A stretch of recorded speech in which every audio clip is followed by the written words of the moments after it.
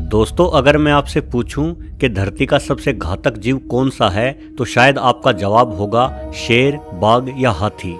लेकिन जीव जगत की दुनिया में कुछ ऐसे कीट पतंग हैं जिन्हें हम बिल्कुल ही अनदेखा कर देते हैं। अगर आप इन कीट पतंगों के बारे में जानेंगे तो आप निश्चित तौर पर कुदरत का धन्यवाद करेंगे कि कुदरत ने इन्हें सिर्फ कुछ सेंटीमीटर या कुछ इंच का ही आकार दिया है।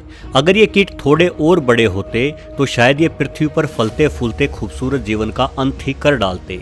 आज के वीडियो में हम एक ऐसे ही छोटे से कीट के बारे में जानेंगे जिसे एक किलिंग मशीन भी कहा जा सकता है। इस किलिंग मशीन को हम मेंटिस के नाम से जानते हैं। बेहद छोटा होने के बावजूद भी ये ना सिर्फ चिड़ियों को मार डालता है बल्कि सांपों तक को अपनी खुराक में शामिल करता है। दोस्तों, मेंटिस एक छोटा सा कीट है जो अधिक से अधिक 4 से 6 इंच लंबा ही होता है। वहीं अगर इसके वजन की बात की जाए तो इसका वजन मात्र 5 ग्राम तक ही हो पाता है। ये जीव कुछ बेहद ठंडे देशों को छोड़कर भारत समेत लगभग पूरी दुनिया में पाया जाता है। वैसे भारत में पाए जाने वाले मेंटिस अधिक से अधिक 3 इंच लंबे ही होते हैं और अपेक्षाकृत कम घातक भी होते हैं। सबसे बड़े और घातक मेंटिस चीन में पाए जाते हैं। चीन में कभी कभार 7 इंच तक लंबे मेंटिस भी देखे गए हैं। कमाल की बात तो यह है कि मादा मेंटिस नर मेंटिस की तुलना में लगभग 2 गुनी बड़ी और अधिक ताकतवर होती है। उससे भी बड़ी कमाल की बात यह है कि मादा मेंटिस इतनी खूंखार होती है कि मिलन के बाद खुद से मिलन करने वाले नर मेंटिस को ही मारकर खा जाती है। दोस्तों, जब हम जीवों की आहार श्रृंखला पर नजर डालते हैं तो हम पाते हैं कि आहार श्रृंखला बड़े ही नियोजित तरीके से चलती है। यहाँ अक्सर सभी जीवों का भोजन निश्चित होता है। उदाहरण के लिए बिल्लियों का भोजन 90% मौकों पर चूहे या चिड़िया आदि होता है। वहीं अगर हम छिपकलियों की बात करें तो उनका मुख्य भोजन मक्खियाँ या मच्छर ही है। किंतु मेंटिस ऐसी किसी भी आहार श्रृंखला में फिट नहीं बैठता। ये चूहे भी खाता है, चिड़िया भी खाता है, यहाँ तक कि छिपकलियों का शिकार भी करता है। और तो और कई बार इसे बिल्लियों पर भी हमला करते हुए देखा गया है।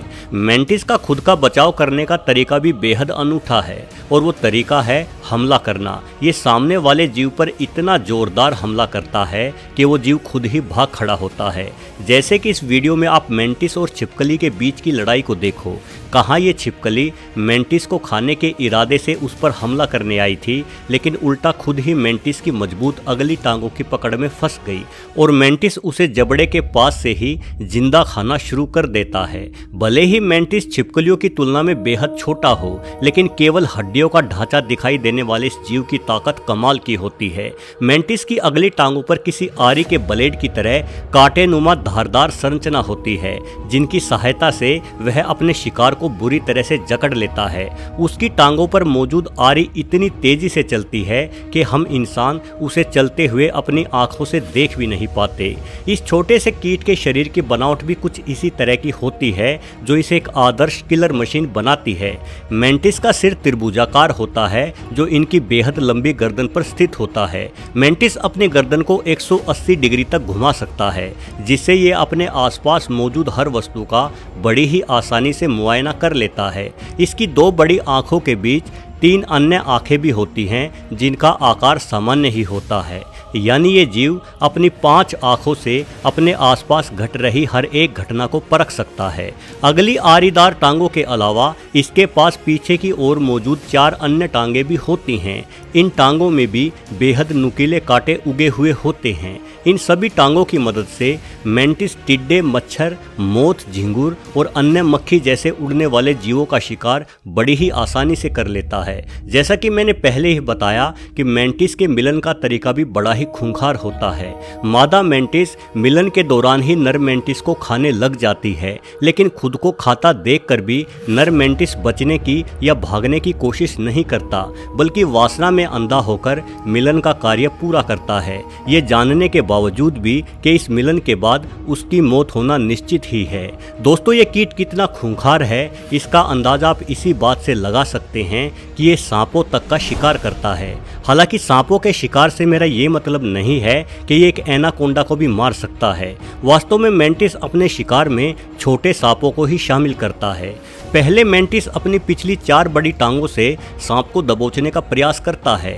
सांप भी मेंटिस को जकड़ने के लिए कुंडली मार लेता है, लेकिन मेंटिस तुरंत सांप को उसके मुंह से पकड़ लेता है और सांप को जिंदा ही खाना शुरू कर देता है। सांपों के अतिरिक्त छोटे चूहे भी घातक मेंटिस का प्रमुख शिकार हैं।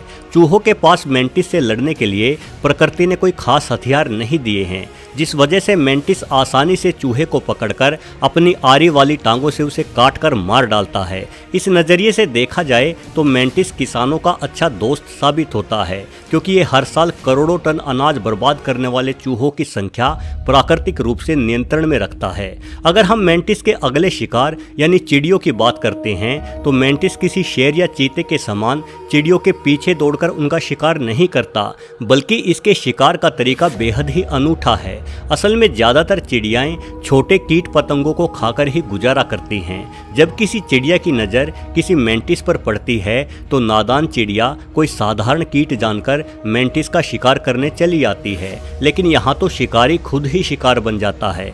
जैसे ही कोई छोटी चिड़िया मेंटिस के नज़दीक आती है तो मेंटिस उस चिड़िया पर टूट पड़ता है। ये अपने आरी वाले हाथों से चिड़िया की गर्दन या पेट को चीर डालता है और उसे खा जाता है।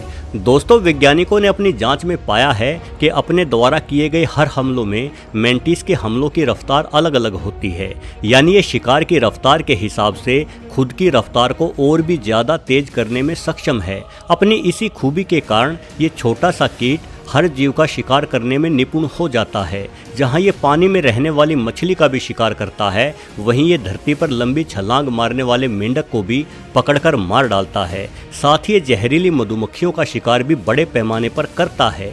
मेंटिस अपनी पिछली टांगों पर खड़ा होकर अपने पंखों को बड़ा करके अगली टांगों द्वारा इस तरह से प्रहार करता है मानो कोई कुंग-फू का खिलाड़ी लड़ रहा हो। इसलिए कुंग-फू पांडा नामक फिल्म में भी मेंटिस का बेहद महत्वपूर्ण रोल दिखाया गया है।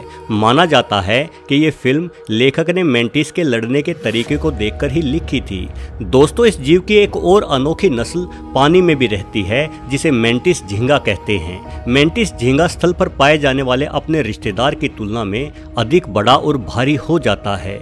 आमतौर पर यह 8 से 10 इंच लंबा होता है, लेकिन कई बार 1 फीट से अधिक लंबाई के मेंटिस झींगों को भी देखा गया है। स्थलीय मेंटिस की ही तरह मेंटिस झींगा भी ना डरने वाला जीव है। लड़ाई में इसका मुख्य हथियार इसके शरीर के आगे निकले 2 अंडे नुमा अंग होते हैं, जिन्हें ये जीव किसी प्रोफेशनल बॉक्सर की तरह ही अपने विरोधी पर प्रहार करने के लिए इस्तेमाल करता है। इसके घूंसे मारने की गति 80 किलोमीटर प्रति घंटा तक होती है। ये रफ्तार सबसे तेज ओलंपिक बॉक्सर की तुलना में भी कोई 2 गुना अधिक है। बेहद छोटा होने के बावजूद ये अपने एक ही घूंसे से 1/4 इंच मोटे कांच को आसानी से तोड़ सकता है।